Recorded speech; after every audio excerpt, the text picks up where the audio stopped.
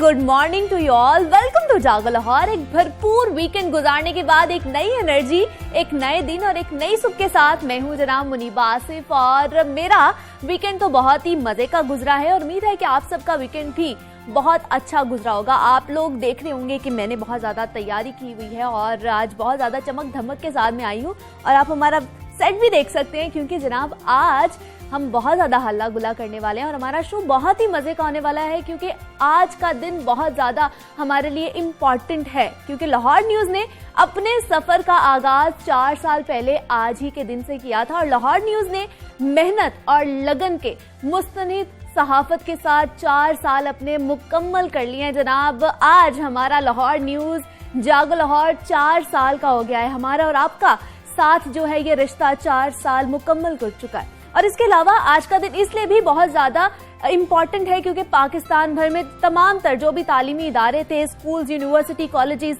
आज हर चीज खुल चुकी है और शहर में भी एक फेस्टिविटी का समा हो गया था। सुबह जब मैं आ रही थी तो बहुत ज्यादा सड़कों पर रश देखने को मिला मुझे क्योंकि स्कूल्स खुल गए हैं और आमतौर पर हमें सड़कों पर रश नहीं मिल रहा था, लेकिन हमारे स्टूडियो में भी जनाब आज फेस्टिविटी का माहौल बन चुका है क्योंकि आज जागो लाहौर को और लाहौर न्यूज की आज 4थी सालगिरह हम मना रहे हैं। आप देख भी सकते हैं क्योंकि मेरी तैयारी तो भरपूर है और मैं भरपूर तैयारी के साथ आई हूँ क्योंकि आज हमने बहुत सारा मजा करना है, बहुत सारा हल्ला गुल्ला करना है और लाहौर न्यूज हमेशा से आवाम की आवाज बना रहा है और सियासी हंगामा खेजी हो या महंगाई का तूफान हो, कोरोना की हौलनाकियां हो या बदउनवानियों की दास्तान हो, जनाब नाजरीन को रखा है हमने हर पल बाखबर हिचकोले खाते, तरक्याती मंसूबे हो या महकमों की कारकर्दगी हो। लाहौर न्यूज ने न सिर्फ बरवक्त खबर पहुंचाई है बल्कि अवाम की आवाज इक्तदार के ऐवानों तक भी हमने पहुंचाई है।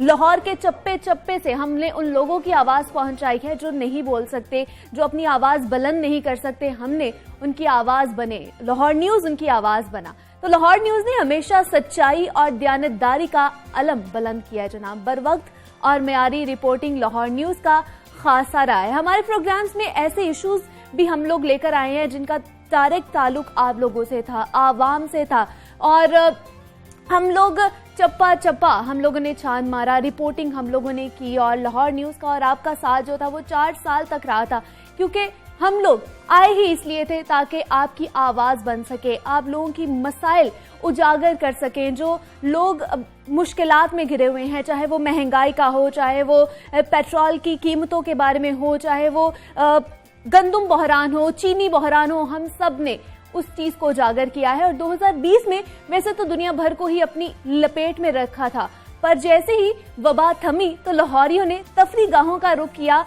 कहा गया कहां किस किसने दौरा किया, लाहौर न्यूज हमारे साथ रहा, आप लोगों के साथ रहा और टिकट महंगी होगी पर शहरी ना आए, कोरोना वबा थमी तो लोगों ने तफरीगाहों का रुख किया है। तारीखी नवादरात की मालूमात के लिए 83,993 लोगों ने अजायब घर का भी रुख किया है जनाब। पूरे साल में गैलरीज की सफाइयां यूं या की गई हैं और बहाली का काम भी लाहौर न्यूज ने आपको रखा है बाखबर। मजीद जान लेते हैं, ये हम लोगों ने एक पैकेज बनाया है, जुनैरा इलियास ने ये पैकेज बनाया है, उसमें जान लेते हैं तमाम तर लाहौर न्यूज की काविशों के हवाले से।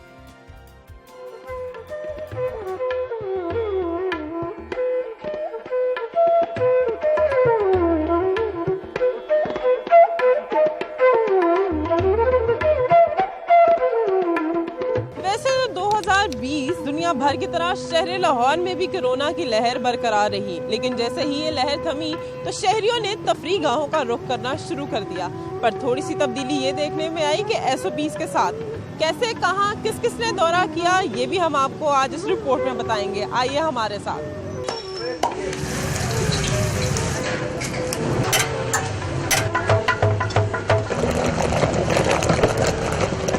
लोहारी का मशहूर रवायती नाश्ता हो या टेक्साली का तवा पीस, बात हो शहर की या शहर में मौजूद 12 दरवाजों की, अंदरून शहर में 1003 खस्ता हाल इमारतों की बात हो या 7 गिरे हुए घरों की कहानियां, दिल्ली दरवाजे में मौजूद वजीर खान मस्जिद से रॉयल ट्रेल का काम हो या भाटी से टकसाली तक का PC1 अप्रूव हुआ हो, तमाम तर खबरें लाहौर न्यूज ने लाहौरियों तक पहुंचाई। कूड़े का ढेर हो या तारों के गुंजल, सब बताया दिखाया, वॉल सिटी हुकाम को जगाया। शादी स्कैंडल में अफसरान की बरतरफियां हो या रॉयल किचन का स्टे,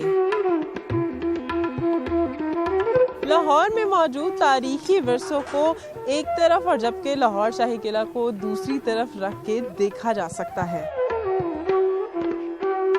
चार अदवार की दास्तान गोई हो या बादशाही तर्ज का नाइट टूर और वही रवायती रास्ते,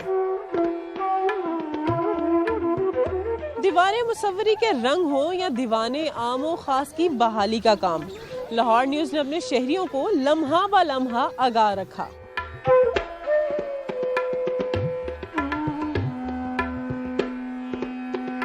कोरोना वबा थोड़ा थमी तो शहरियों ने भी तफरीह गाहों का रुख करना शुरू कर दिया। अजायब घर की टिकट तो महंगी हो गई पर शहरी फिर भी ना आए। मुख्तलिफ तारीखी नवादरात देखने के लिए 83,993 लोगों ने अजायब घर का दौरा किया। साल भर होने वाली गैलरियों की सफाइयां हो या म्यूरल्स की बहाली का काम, अजायब घर की हर छोटी बड़ी खबर से लाहौर न्यूज ने आपको रखा बाखबर। शहर की सैर की बात हो और डबल डेकर बस का जिक्र ना हो तो ये हो नहीं सकता।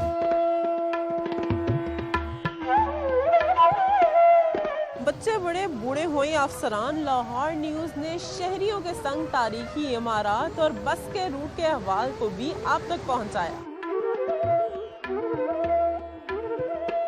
रुख हो वाघा बॉर्डर का या माल से होता हुआ फूड स्ट्रीट या बादशाही मस्जिद का, शालीमार का नया रूट मुतारिफ करवा के शहरियों को पिछले साल एक नया तोहफा तो दे दिया गया और शहरियों ने भी ये मान लिया है कि शहर लाहौर जैसा कोई शहर नहीं। शहरियों से भी सुन लेते हैं, एक लाइन में बताइएगा क्या कहना चाहेंगे लाहौर के बारे में। ये तो तस्दीक शहरियों ने भी कर दी कि जिन्हें लाहौर नहीं देखा और जमिया नहीं, तो लिहाजा लाहौर साइट्स पे और कौन कौन सी साइट्स हैं उसको भी थोड़ा सा ब्रीफ करते हैं।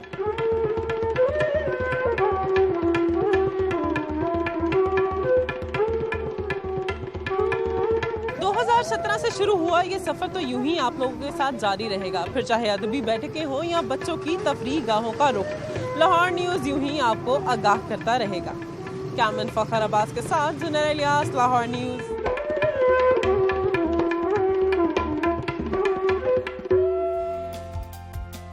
जनाब, ये रिपोर्ट आपने देखी, जुनैर इलियास ने ये रिपोर्ट बनाई है खास तौर पर आप लोगों के लिए, आपको बताने के लिए कि लाहौर न्यूज क्या क्या कर चुका है और आगे आने वाले सालों में भी लाहौर न्यूज इसी तरह आप लोगों की आवाज बनता रहेगा, आप लोगों के मसाइल उजागर करता रहेगा। जनाब, आज सेलिब्रेशन है हमारे स्टूडियो में और मैंने आपको बताया था कि हमारे साथ मजे मजे के मेहमान भी होंगे जिनके बारे में हम जानेंगे, आप भी उनके बारे में जानते होंगे, लेकिन आज उनको हम लोगों ने इसलिए बुलाया है ताकि हम सेलिब्रेट कर सके अपने इवेंट को और साथ में उनसे थोड़ी चिट चैट भी कर सके। जनाब, सबसे पहले जो हमारे पास आज की गेस्ट है वो उनको मैं कहूँगी छोटा पैकेट है लेकिन बड़ा धमाका है। जनाब, वो अपनी फील्ड में खुद को मनवा चुकी हैं, उम्र में बहुत ज्यादा छोटी हैं लेकिन वो बड़े बड़ों के छक्के चुरा चुकी है और मैं उनसे आपका तारुफ कराती चलूं। हमारे साथ हादिया हाशमी मौजूद हैं, सिंगर है जनाब और पाकिस्तान का नाम रोशन कर रही हैं। हादिया, वेलकम टू जागो लाहौर, कैसी हैं आप? मैं ठीक हूँ, आप कैसी हैं? मैं भी ठीक ठाक। जनाब, आपको पता है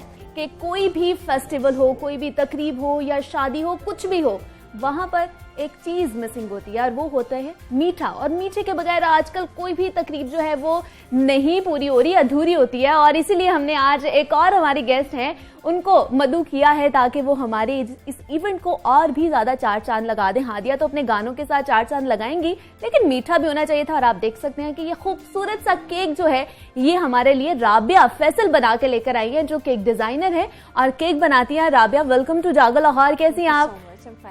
थैंक यू सो मच आप दोनों का कि आप हमारे इस इवेंट में आए और हमारे महफिल को चार चांद लगा दिया और खास तौर पर ये जो केक आप लेकर आई हैं राबिया बहुत ही खूबसूरत है and thank you so much कि आपने इतना खूबसूरत हमारे लिए केक बनाया और हमारी महफिल को, हमारे इवेंट को चार चांद लगा दिया है आपने। और हादिया, आज हमारी एनिवर्सरी है, 4th एनिवर्सरी है, तो क्या सुनाओगी हमें शुरू में, स्टार्टिंग में? जी, तो मैं आपको सुनाऊंगी अपना ही सॉन्ग बोल हूँ, Done, क्योंकि आज done. लाहौर रंग की लाहौर न्यूज की या, 4थी सालगिरह sorry, है। हाँ, डन।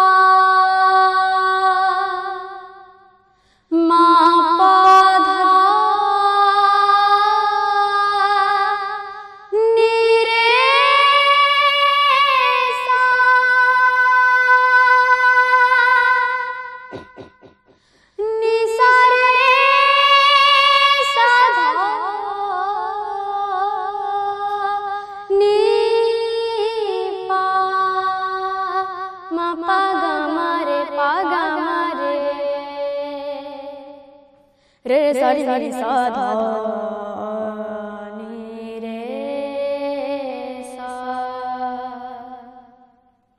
विच सजदे सोच किसे होर देखूं दिल में तेरे दर्द है रोग है क्यों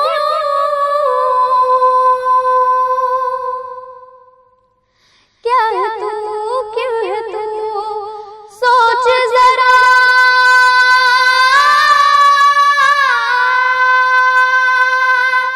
लड़ जा अपनी ये जंग तू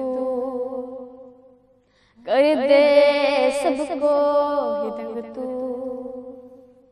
बना ले छोटी सी दुनिया हो जा मस्त मलंग तू बोल बोल बोल तू अल्लाह अल्लाह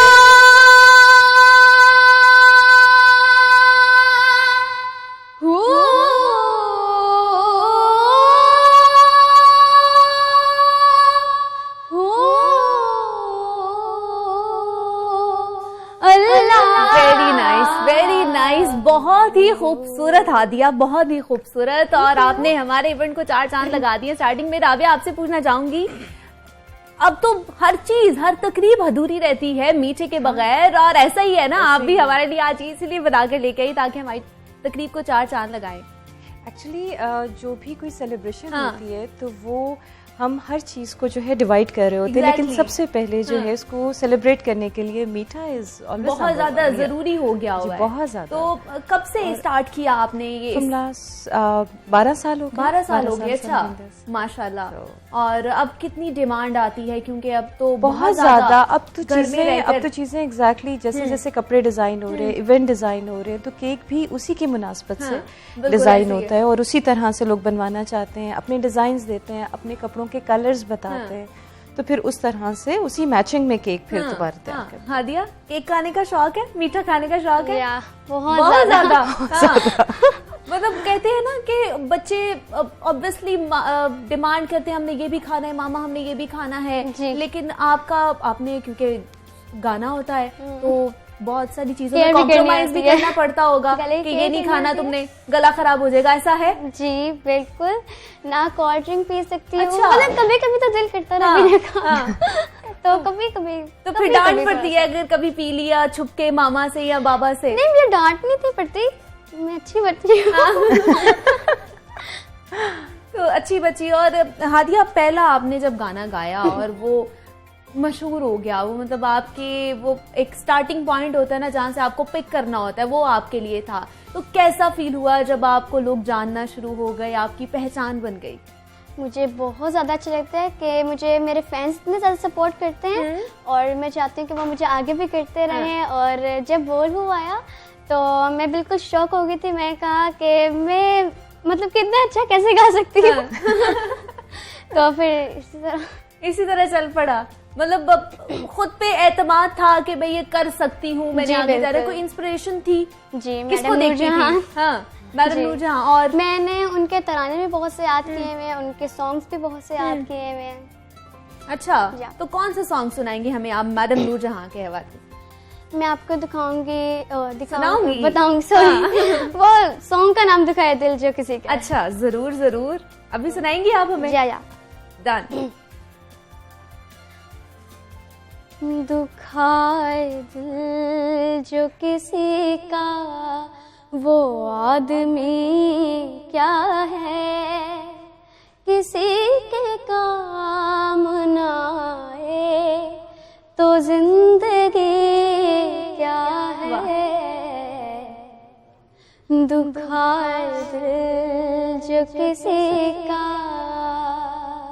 जनाब, राबिया है ना छोटा पैकेट और बड़ा धमाका। Seriously? और आज जनाब ये पहले सेगमेंट में हमारा तो बहुत ही अच्छा सेगमेंट गुजर गया है, और बहुत मजे का ये सेगमेंट गुजर गया है कि जी सुर का तड़का भी था और केक की मिठास और मीठापन भी था। जनाब हादिया, आपका मैं शुक्रिया अदा करती हूँ कि आप हमारे सेट पर आई और हमारी जो महफिल है उसको चार चांद लगा दिया आपने अपने सुरों से। और राबिया, आपका भी शुक्रिया अदा करती हूँ कि इतना खूबसूरत, और thank you for this cake कि आपने हमारे लिए बनाया। जनाब बहुत सी और भी गेस्ट हैं जिनसे आपकी मुलाकात करवानी है, बहुत हल्ला गुल्ला आज हमने करना है, कहीं नहीं जाना। मिलते हैं एक ब्रेक के बाद।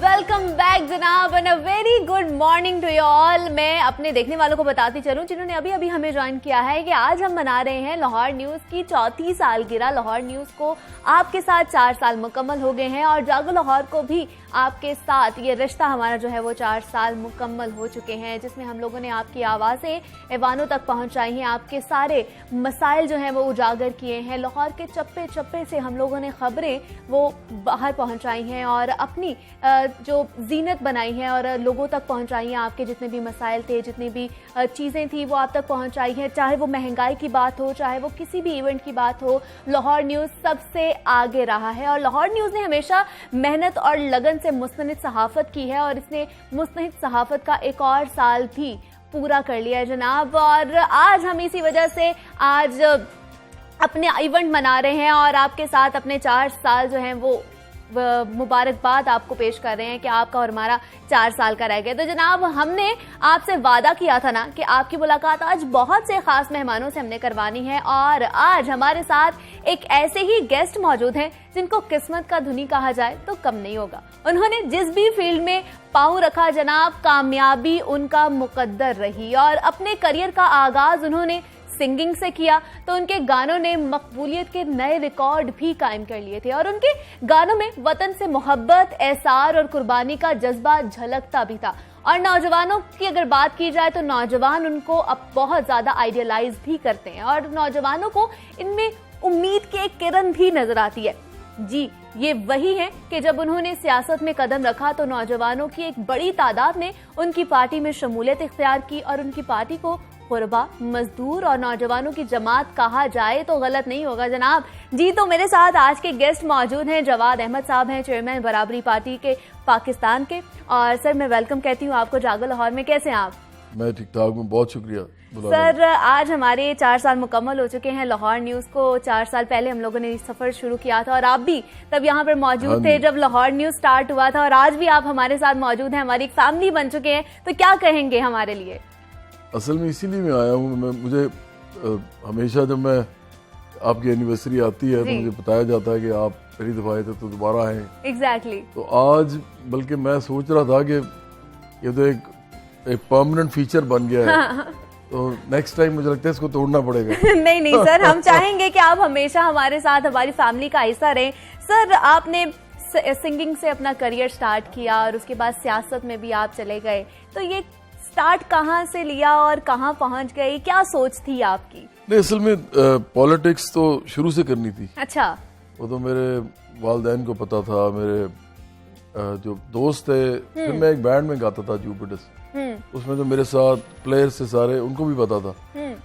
मेरे वालिदैन पढ़ाते थे पॉलिटिकल साइंस। ठीक है। मैं बड़ी दफा बता चुका हूँ वैसे ये बात, लेकिन मुझे कुछ लोगों के लिए मुझे लगता था करना है। ठीक है। फिर मैंने मौसीकी का इंतखाब किया, इंजीनियरिंग की डिग्री लेके मैंने स्टार्ट किया। अच्छा। तो मतलब एक वेल प्लान किस्म का मैंने अपना करियर किया है। ठीक है। बड़ा सीरियसली फोकस जो है करियर होता है। तो उसके बाद मुझे जब पता लगा कि अब मैं लोगों में चला गया हूँ, वो कहते हैं ना बिल्डिंग इन रोड्स, वो लोगों के अंदर जाने के लिए, तो वो जब मुझे लगा कि अब लोग मुझे पहचानते हैं पाकिस्तान में ज्यादा तादाद में, करोड़ों की तादाद में, तो फिर मैंने ये पॉलिटिकल काम शुरू किया और फिर 2018 में पार्टी बनाई।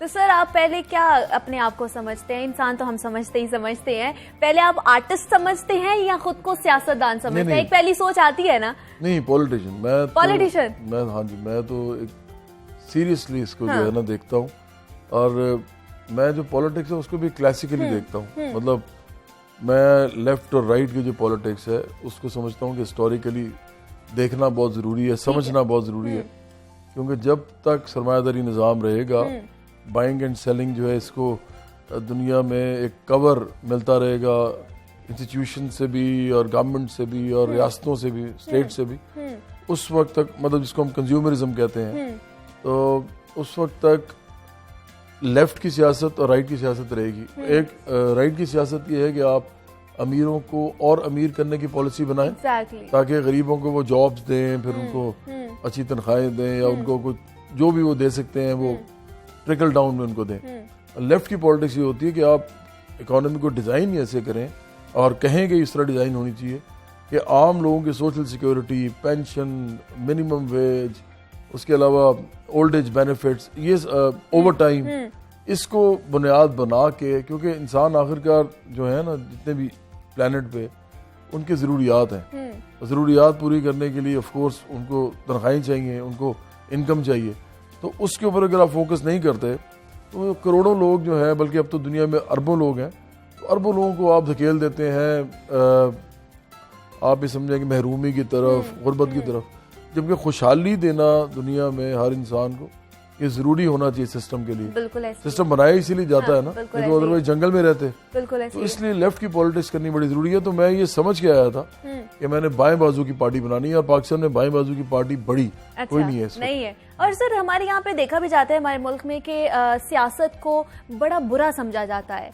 क्या इसके कोई मुस्बत पहलू भी हैं, कोई पॉजिटिव एस्पेक्ट्स भी हैं जो हमें नहीं पता, सिर्फ हमें बुराई ही इसकी पता है? पता क्या है, जब सियासत लोगों को कुछ ना दे रही हो, और जब सियासत में वो लोग बैठे हों जिनको या पैसा बनाना हो या प्रॉपर्टीज बनानी हो, जो कि आप वैसे भी कर सकते हैं, आप जाके करें, आप सियासत क्यों करते हैं फिर? तो या उनको नाम चाहिए हो, या उनको ग्लोरी चाहिए हो, ग्रैंडिसमेंट जो होती है सेल्फ, या फिर आपको पोजीशन चाहिए हो पावर की। तो जब आप इसलिए सियासत करते हैं तो डेफिनेटली ये कोई अच्छे काम तो नहीं है। सियासत का मतलब है कि आपने लोगों के लिए कुछ करना है। तो अगर आप इन चीजों के लिए करेंगे तो लोग आपको बुरा ही समझेंगे ना। जब आपको बुरा समझेंगे तो सियासत भी बुरी हो जाएगी। आप किसी भी जगह पे जाते हैं तो आप ये देखते हैं ना कि इस जगह पे माहौल क्या है, और माहौल हमेशा लोगों से बनता है। तो सियासतदानों ने इस मुल्क की सियासत का माहौल इतना खराब कर दिया है, इतना बुरा कर दिया है कि अब लोग सियासत को बुरा कहते हैं। हालांकि सियासत जो है इन इटसेल्फ वो तो एक वर्ड है ना, और उसका मतलब क्या है कि जिससे लोगों की राय लेके आप लोगों के लिए, लोगों के अंदर से नुमाइंदे चुन के लोगों के लिए कुछ करते हैं। और ये जो लोगों की खुशहाली है, बुनियादी ज़रूरियात पूरी करनी है, या इवन एक्सीलेंस अचीव अगर किसी ने करनी है तो उसको अपॉर्चुनिटीज देना, ये सियासत है। सिस्टम चलाना, ये सियासत। तो सर, क्या आपको लगता है कि अब सियासत जो है वो एक खेल बन चुका है, पैसे का खेल बन चुका है, जिसमें सिर्फ आपको जगीरदार नजर आएंगे, बिजनेसमैन नजर आएंगे, कोई आम आदमी सियासत करता हुआ नजर नहीं आएगा हमें? मैं यही तो कह रहा हूँ, एग्जैक्टली ऐसा है। देखें, पाकिस्तान में जो सियासत है ना, ये है सरमायादारों, जागीरदारों और माफियाज की। इवन मैं तो, हालांकि मॉर्निंग शो है, इस पे टॉक शो तो है नहीं, लेकिन कई दफा इस तरह के लफ्ज बोलने पड़ते हैं। यहाँ बदमाश हैं सियासत के अंदर, यहाँ कबायली सरदार हैं, सियासी पीर हैं, ये लोग हैं जिन्होंने सियासत पे कब्जा किया हुआ। आप लोग जो है ना, नौजवान जो है, आप किसी पार्टी में जाके लीडरशिप नहीं ले सकते। ऐसे ही है, बिल्कुल। तो इसका मतलब ये है कि सियासत में आपका दाखिला बंद है, दरवाजा बंद कर दिया गया। अब आप जो मर्जी करें इसके अलावा, लेकिन आप सियासत नहीं कर सकते। इस मुल्क के अंदर 20.5 करोड़ लोग सियासत का सोच भी नहीं सकते, जिनमें मजदूर हैं, किसान हैं, मेहनतकश हैं और लोअर मिडिल क्लास है। और लोअर मिडिल क्लास जो है ना, वो तकरीबन 2.5 करोड़ से ऊपर है, उसकी जो तादाद है। ये सारे लोग सोच भी नहीं सकते कि वो सियासत में जाएंगे। तो इसका मतलब क्या है? इसका मतलब है कि आपने इंसानों के इतने बड़े इज्तिहाम को आपने पूरे एक प्रोसेस से निकाल दिया, जो प्रोसेस मुल्क की तकदीर चलाता है, वो प्रोसेस जो कि मुल्क के अंदर सारे सिस्टम चलाता है। आपने उस सिस्टम से, उस प्रोसेस से लोगों को निकाल दिया, इसलिए ताकि वो अपने लिए कुछ कर ना सकें। तो ये बहुत बड़ा अलमिया है। और मैं समझता हूँ कि जिन मुल्कों में, जैसे हम बड़ी बड़ी बातें करते हैं, हम अमेरिका की, इंग्लैंड की बातें करते हैं, इंग्लैंड में लेबर पार्टी भी है। और लेबर पार्टी ने अभी रिसेंटली सादिक खान को लंदन का मेयर बनाया है। सादिक खान का जो बाप है, जो उनके वालिद हैं, वो पाकिस्तानी मुसलमान इमिग्रेंट बस ड्राइवर थे। ठीक है। और मैं बार बार लोगों को कहता हूँ कि ये चारों चीज़ें उसके अगेंस्ट जाती हैं, उसके उनके वालिद के, कि पहले तो आप पाकिस्तानी हो, जो कि इंग्लैंड में थोड़े हैं, और इंडियंस को ज़्यादा अहमियत दी जाती है पाकिस्तानी से निस्बत इंग्लैंड में। उसके बाद आप मुसलमान हो, मुसलमान भी बहुत कम है, और कौन सा उधर कोई ज़्यादातर तो क्रिश्चियंस हैं, जो इंग्लैंड है, आप माइनॉरिटी में हैं। तीसरा वो इमिग्रेंट है, मतलब वो यहाँ से गए हैं, वहाँ पैदा नहीं हुए। और चौथा वो बस ड्राइवर है, मतलब गरीब आदमी है। उनके बेटे को लेबर पार्टी ने लंदन का मेयर बना दिया, जो कि दुनिया के 4-5 बड़े शहर थे उनमें से एक है। ये सिर्फ लेबर पार्टी कर सकती है, उसका नाम लेबर पार्टी है, आप ज़हन में रखें। और ये लेफ्ट की पार्टी है। और इंग्लैंड में 2 ही बड़ी पार्टीज हैं, एक लेबर पार्टी है और एक कंजर्वेटिव पार्टी है। लेबर पार्टी जो है, ये मजदूरों, किसानों, मेहनत कशों, लोअर मिडिल क्लास की पार्टी हम भी सर यही चाहते हैं कि यहाँ पर भी ऐसी पार्टीज हों, और आप भी अपनी पार्टी चला रहे हैं, और हमारे जैसे लोगों और नौजवानों के लिए आप एक रोशनी बनकर आए। एक बात मैं और बताऊँ, ये जरूर। लोगों के लिए बताना चाहता हूँ कि जब सादिक खान ने इलेक्शन लड़ा लेबर पार्टी की तरफ से लंदन के मेयर के लिए, तो कंजर्वेटिव पार्टी, जो अमीरों की पार्टी है, टोरीज कहते हैं उनको, उन्होंने जिसको खड़ा किया उसके सामने, वो बताना बहुत जरूरी है। वो हमारे जो प्राइम मिनिस्टर इमरान खान हैं, इनके जो ब्रदर इन लॉ थे साबका, जेम्स गोल्डस्मिथ के और जमैमा गोल्डस्मिथ के भाई जैक गोल्डस्मिथ, उनको खड़ा किया था इनके सामने सादिक खान के। और इमरान खान ने जाके सपोर्ट किया था अपने साले को, पुराने साले को, साबिक साले को। और इमरान खान ने पाकिस्तानी को सपोर्ट नहीं किया, उसको सपोर्ट किया जाके। और ये जो गरीब आदमी था, ये फिर भी जीत गया और आज के लंदन का मेयर है। बिल्कुल सर, जिसको अल्लाह रखे उसको कौन सके, यही बात है सर। मुझे बताइए, किसाना आपने गाना गाया, बहुत ही खूबसूरत, और पाकिस्तान में बल्कि बॉर्डर पार भी उसकी बहुत ज़्यादा मकबूलियत हमने देखी है। तो आप सुनाएंगे आज हमें? आज हमारा इवेंट है, 4 साल मुकम्मल हो चुके हैं, तो थोड़ा सा गुनगुना दें, सुना दें हमें भी। चलिए मैं बिल्कुल सुना देता हूँ। जरूर सर। उठ उतानू किसाना हुन तू जीना है, उठ उतानू किसाना हुन तू जीना है, बोलिया तू जगदा अन्नदाता, तेरी सोनी तरती माता, तू जगदा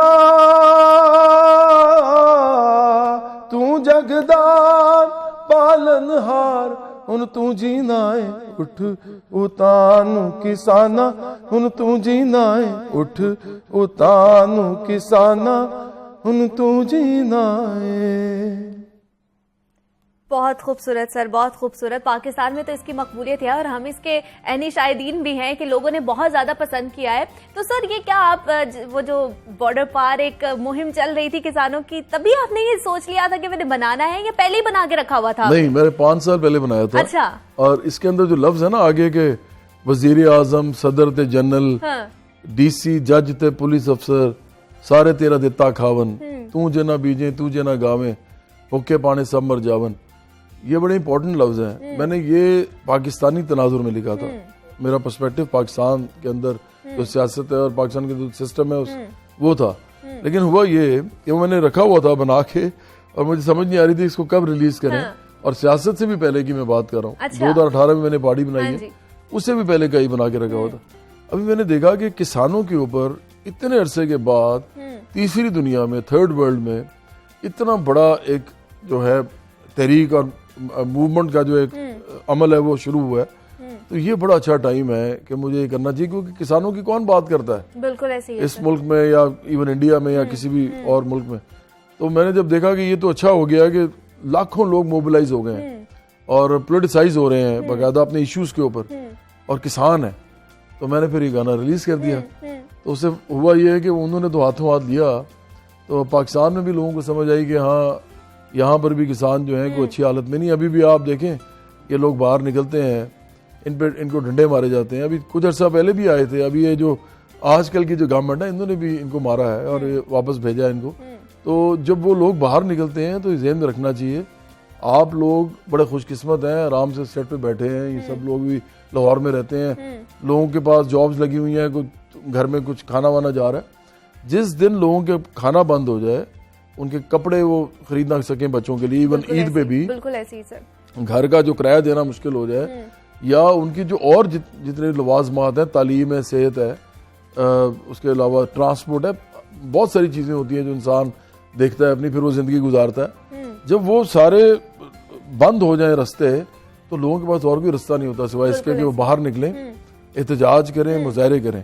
और अगर जब वो करें, कोई किसका दिल करता है बाहर निकल के वो डंडे पकड़ के, या डंडे नहीं वैसे पकड़ते बेचारे, आप बैठ के ट्रैक्टरों पे या बैठ के बसों पे इधर आए और अपना एक एहतजाज रिकॉर्ड कराएं, किसी का दिल नहीं करता। बिल्कुल ऐसे वो इसीलिए आते हैं क्योंकि उनको प्रॉब्लम होती है। एग्जैक्टली तो सर, उनको आगे से डंडे पड़ते हैं। हमें ये बताएं कि हम आपको इस तरह तो जानते हैं, हम थोड़ा on the back the camera जाना चाहते हैं कि जवाद अहमद कैसे हैं, और कभी परेशानियां आई जाती हैं जिंदगी में, डिप्रेशन भी हो जाता है, मसाइल आ जाते हैं, तो आप खुद को रिलैक्स कैसे करते हैं, किस तरह एक्टिविटीज क्या होती हैं आपकी, हम ये जानना चाहते हैं। अच्छा देखें, डिप्रेशन तो मुझे नहीं होता कभी भी। नहीं, मतलब मसाइल आ जाते हैं जिंदगी में, बहुत सारी चीजें, हम लोग परेशान हो जाते हैं। हाँ, कभी परेशान नहीं हुए आप? नहीं होता हूँगा, लेकिन पता नहीं लगता मुझे, पता नहीं चलता। तो किस तरह खुद को रिलैक्स करते हैं? गाने सुनते हैं, लॉन्ग ड्राइव पर चले जाते हैं, किस तरह? असल में ना मेरे वालिदैन जो थे वो मिडिल क्लास के लोग थे, तो घर में ये नहीं हुआ कि राशन ही नहीं हुआ, कभी ऐसा नहीं हुआ। तो मुझे ये पता है कि पाकिस्तान के अंदर करोड़ों लोग हैं जिनको ये प्रॉब्लम भी है कि उनको अच्छा खाना नहीं खा सकते। ऐसे ही है सर। तो उनको तो बड़ी प्रॉब्लम्स होती होंगी और हैं भी, हमें पता भी है। तो मुझे शायद इस तरह की प्रॉब्लम्स कभी हुई नहीं। ऊपर से जब मैंने मौसीकी स्टार्ट की, उससे पहले मैंने इंजीनियरिंग की, तो मुझे पता था कि थोड़ी बहुत तो कंफर्टेबल लाइफ हो ही जाएगी, तो इसलिए शायद मैं स्ट्रेस नहीं लेता। लेकिन आप जो कह रही हैं ना कि परेशानी, तो अब मैं क्या कह सकता हूँ, गाने वाने सुनता हूँ। गाने वाने अपने सुनते हैं और भी किसी लोगों के सुनते हैं, कोई इंस्पिरेशन हो? नहीं, बल्कि मैं एक सेकंड, मैं फिल्म्स बल्कि देखता हूँ। अच्छा, अगर मेरा दिल कर रहा हो ना कि मैं रिलैक्स करना है, तो या फिल्म देखता हूँ बड़ी कोई अच्छी, और या फिर मैं किताब पढ़ता हूँ। ठीक है, मतलब इन चीजों का भी आपको गाना शौक तीसरे है? नंबर पे आता है। हाँ। अच्छा, तीसरे नंबर पे आता है। तो अपना सुनते हैं या किसी और सिंगर का भी सुनते हैं गाना? नहीं, मैं तो किशोर कुमार को बहुत सुनता हूँ। अच्छा, फिर पुराने गाने मुझे ज्यादा अच्छे लगते हैं। इंस्पिरेशन आपकी कौन थी जिनको सुन सुन के आप बड़े हुए और आप चाहते हैं कि ऑब्वियसली आप ऑलरेडी बहुत ज्यादा मकबूल हैं, लेकिन चाहते हैं कि इन जैसी मैंने बनना है और इन जैसा मैंने काम भी करना है? नहीं, वैसे ये मैंने कभी नहीं सोचा कि मैंने इस जैसा बनना है, क्योंकि इंसान को वही बनना चाहिए जो खुद बन सकता है। Exactly, वो तो है, लेकिन इंस्पिरेशन होती है ना सर एक। मुझे अच्छे लगते थे लोग काफी सारे, जैसे मैंने भी आपको बताया है कि मुझे किशोर कुमार बड़े पसंद थे, हालांकि वो फ्रॉम अक्रॉस द बॉर्डर हैं, लेकिन जो आदमी यहाँ या औरत कहेगी ना कि मैंने उनके गाना नहीं सुना, वो झूठ बोलेगा। ऐसे ही है, बिल्कुल ऐसे ही तो बहुत बड़ी इंस्पिरेशन है। फिल्मी और पॉप मौसीकी जो है उनको मिलाया है उन्होंने। तो इसी तरह पाकिस्तान के अंदर मुझे मेहदी हसन साहब बड़े पसंद थे, बहुत ही बड़े सिंगर थे। और फिर मुझे तोफैल नियाजी पसंद थे। फिर मुझे इस तरह के लोग पसंद थे, आपको शायद पता भी ना हो, आप यंग लोग हैं सारे। सलामत अली खान पसंद थे मुझे पाकिस्तान में, और मैं उनको सुनता था ज़्यादा। तो सर अभी हम देख रहे हैं कि हमारी म्यूजिक इंडस्ट्री में नए सिंगर्स जो हैं वो उस तरह नहीं आ रहे जिस तरह अगर बात की जाए 2005 की या 2004 की, जिसमें आप लोगों ने एक मयार सेट किया हुआ था, कायम कर लिया हुआ था। उस मयार के सिंगर्स नहीं आ रहे, क्या उनको प्लेटफॉर्म नहीं मिल रहा, उनके पास रिसोर्सेज नहीं है, या क्या वजह क्या है? नहीं, सबसे बड़ी बात यह है कि जो गैजेटरी इन्वॉल्व है ना म्यूजिक के अंदर, रिकॉर्डिंग के अंदर, वो उसने लोगों का जो टैलेंट है वो आप ये समझो ओवर शेडो कर दिया है या उसको कैप कर दिया है। हुआ ये है कि हमारे ज़माने में हम जो गाते थे वही रिकॉर्ड होता था। ठीक है। अब आपने अच्छा गाया तो अच्छा रिकॉर्ड हो गया, अच्छा लोगों ने सुन लिया, बुरा गाया तो नजर आ गया। अब ये होता है कि आप जाते हैं माइक के आगे, आप जो मर्जी कर लें, वहाँ उसके ऊपर अच्छा करें बुरा करें, बाद में एक एडिटर होता है वो बैठता है कंप्यूटर पे, वो आपकी आवाज़ को ट्यून कर देता है, वो आपके आवाज़ को टेम्पो में ले आता है। आपने सिर्फ एक टोन में गाना गाना होता है। उससे क्या होता है कि आप जो बहुत सारा टैलेंट जो आपको चाहिए, आपने ग्रूम करना है, आपने अपने आप को एजुकेट करना है, इन्फॉर्म्ड रखना है, और आपने अपने गले के साथ एक्सपेरिमेंट्स करने हैं, वो ख़त्म हो जाते हैं। जब आपको पकी पकाई मिल रही है तो आप क्या करेंगे? तो इसलिए इनका कसूर नहीं है सिंगर्स का। वो जो गैजेटरी ने और जो टेक्नोलॉजी है म्यूज़िक की रिकॉर्डिंग के अंदर, उसने ये काम ख़राब किया है कि अब लोग जो हैं वो अब बगैर कुछ किए वो स्टार बन सकते हैं। बस अच्छी टोन में गाना गाना है, बस, या ऊंची आवाज़ में गाना है या निचली आवाज़ में गाना है, जिसको हम कहते हैं कि पिच को देखना है।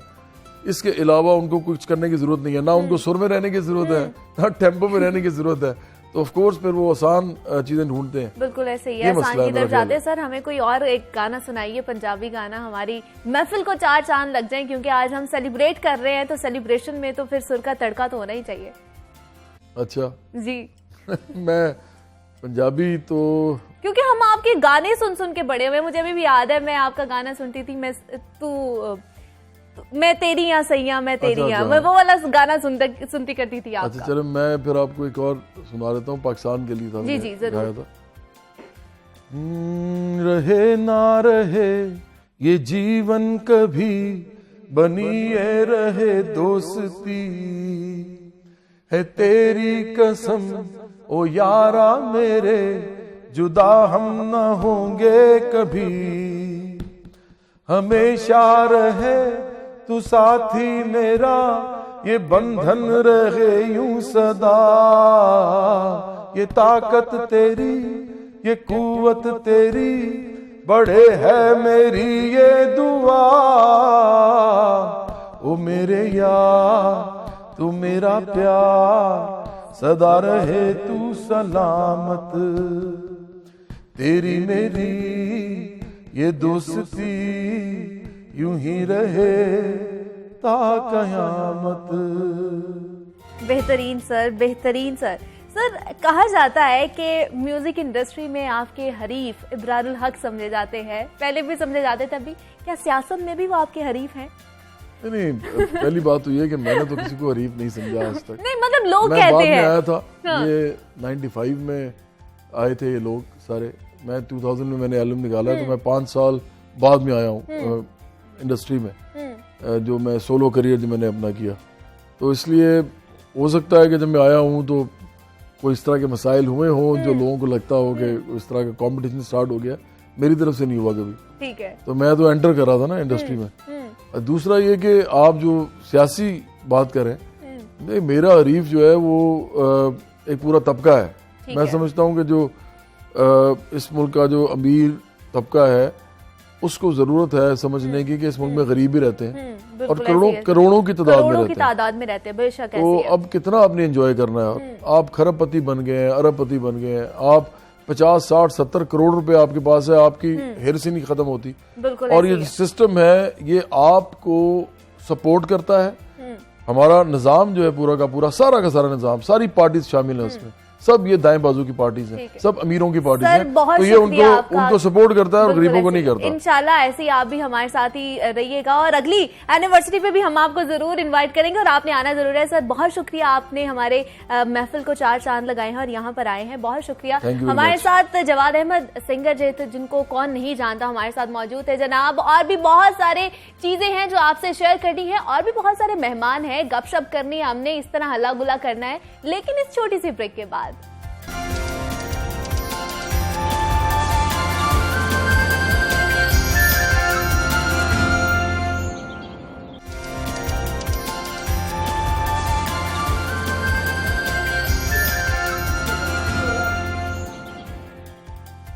वेलकम बैक जनाब and a very good morning. हम बात कर रहे थे पहले कोरोना वायरस के हवाले से, इसके बारे में हमने बात की है कि इस मोहलिक वायरस ने हमारी पूरी जिंदगी बदल के रख दी है, पूरी हर चीज चेंज हो गई है। लेकिन अगर इस वबा से सबसे ज्यादा मुतासिर जो चीज हुई है वो हुई है हमारी तालीमी, किताब से दूरी।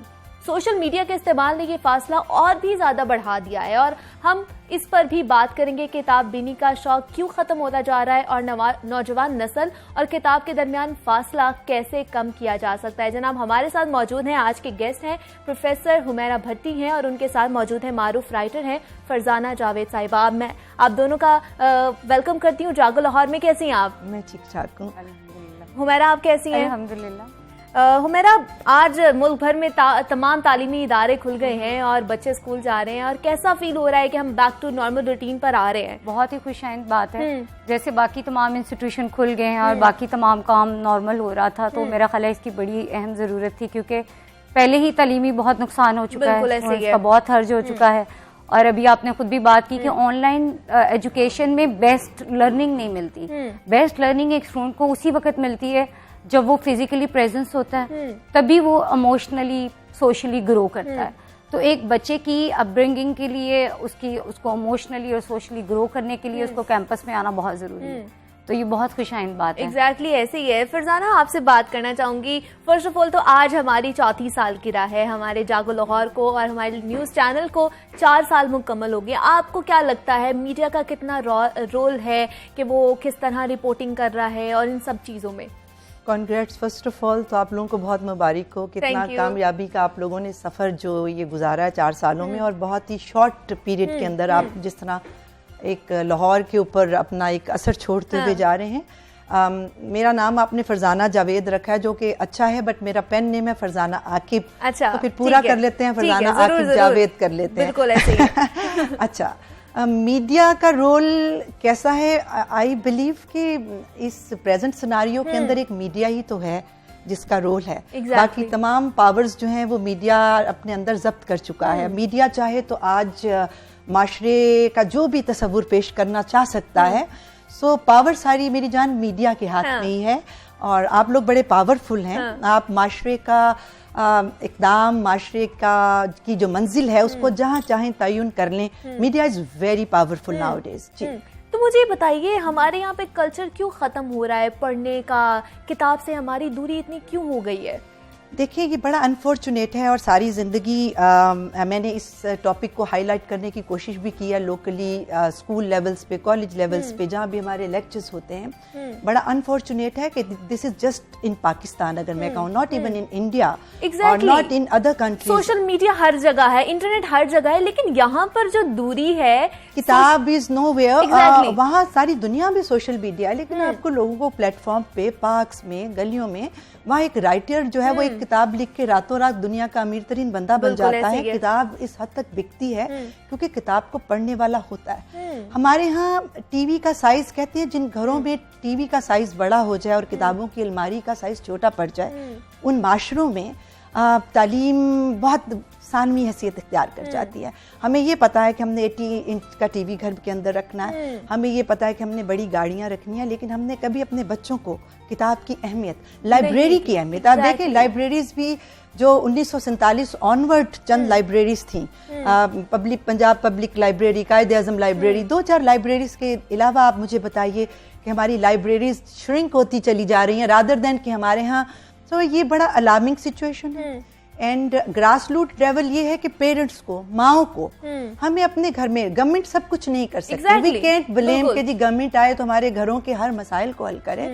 हमें अपने घरों पे as parents we have to अपने बच्चों को एजुकेट करना है हमने कि जी किताब की इम्पोर्टेंस क्या है, और माँ का रोल, चाहे वो एक मैट्रिक पढ़ी हुई माँ है, आई बिलीव कि एक माँ का एक रोल जो है वो एक बच्चे की जिंदगी में, बाप तो घर से बहुत ज्यादा रोल प्ले करते हैं, और तो आप बेस्टसेलर भी रह आइए। चुकी हैं और आपकी किताबें भी लोग पढ़ते हैं, तो क्या फील होता है कि पहले जो मयार था या जो लोग पहली चीजें पढ़ते थे वो अब खत्म हो रहा है, या क्या हो रहा है?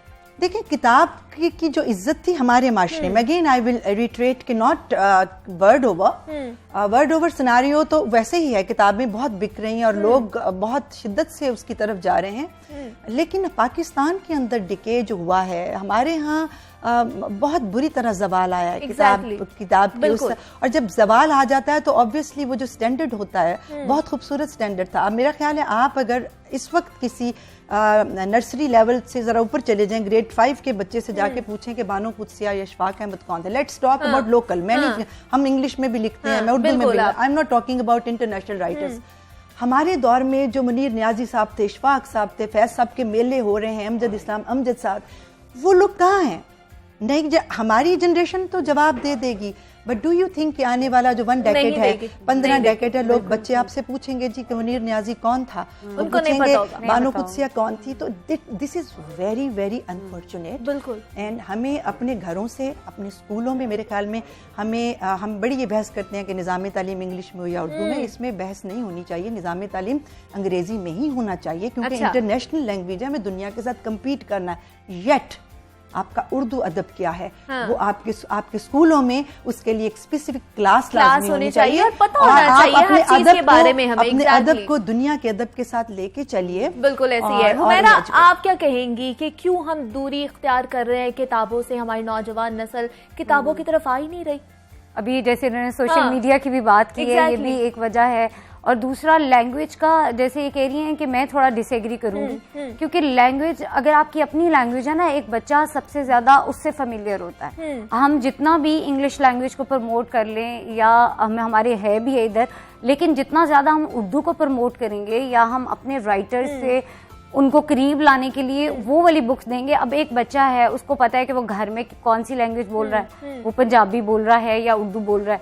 जब वो इंस्टीट्यूट में जाता है, हम उसको फोर्सफुली कहते हैं आप इंग्लिश मीडियम इंग्लिश बोलें। उसके बाद उसने जब घर वापस आना है तो उसको क्या माहौल मिल रहा है, फिर उसको वो मिक्स वाले, जब हम छोटी ही एज से बच्चे कंफ्यूज हो जाते हैं, और इन द एंड हम यूनिवर्सिटीज में देखते हैं कि बच्चा किसी भी लैंग्वेज में या किसी भी लिटरेचर से उसका इंटरेस्ट ही नहीं हमें नजर आ रहा होता, क्योंकि एक लैंग्वेज से उसकी मोहब्बत हो नहीं रही।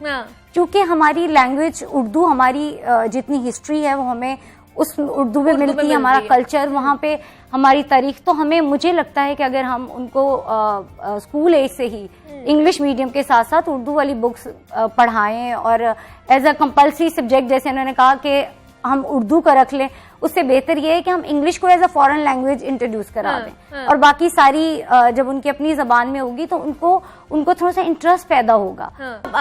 हुमैरा, जाते जाते क्या पैगाम देना चाहेंगी लोगों को? मैं तो यही कहूंगी कि अपनी बेटियों को जरूर पढ़ाएं। बेटियां उतनी ही, जैसे कि मैडम ने भी कहा कि वो भी उतनी ही ज्यादा हमारी इंपॉर्टेंस रखती हैं जितने के बेशक ऐसे ही है। फरजाना, आप क्या कहना चाहेंगी, क्या पैगाम देंगी लोगों को? ये बड़ा खूबसूरत आपका सब्जेक्ट था आज का, और इन्होंने बहुत अच्छा कवर किया है तालीम के हवाले से। यस, बेटियों को इज्जत दें, बेटियों को पढ़ाएं, बेटों को भी पढ़ाएं, क्योंकि बेटे नहीं पढ़ेंगे तो भी माशरा नहीं बदलेगा। हम बेटियों को एम्पावर करने की आज बात करते हैं, लेकिन अपने घरों में हम अपने बेटों को ये नहीं सिखा रहे कि एम्पावर्ड औरत के साथ डील कैसे करना है, तो बहुत डिसास्टर हो रहा है, मैरिज इंस्टीट्यूशंस फेल हो रहे हैं। तो बेटियों को तो माँ बाप आगे ला रहे हैं, बट उन्हें अपने बेटों को भी एट द सेम टाइम ये सिखाना है कि एक एम्पावर्ड औरत को संभालना कैसे। बिल्कुल, एग्जैक्टली। मैं आप दोनों का बहुत ज्यादा शुक्रिया अदा करती हूँ कि आप हमारे आज के शो में आई और हमारी जो 4 चांद है ना महफिल को, वो आप लोगों ने लगा दिए। बहुत शुक्रिया फरजाना आकिब जावेद आपका, और हुमैरा भट्टी आपका कि आप हमारे शो में आई हैं। जनाब, आज का शो जो है वो अपने इख्तिताम तक पहुंच चुका है, और आज हम मना रहे थे अपनी एनिवर्सरी। 4 साल मुकम्मल हो गए हैं जागो लाहौर को, लाहौर न्यूज को। हमारा और आपका रिश्ता जो है वो इसी तरह बरकरार रहेगा, और आज के गेस्ट के साथ मिलकर मेरा ख्याल है आपको बहुत खुशी हुई होगी और बहुत कुछ आप लोगों ने नया भी सीखा होगा हमारे आज के शो से। जनाब, कल दोबारा मिलेंगे आपके साथ, अपना ख्याल रखिए, मुझे भी दुआ में याद रखिएगा। अल्लाह हाफिज।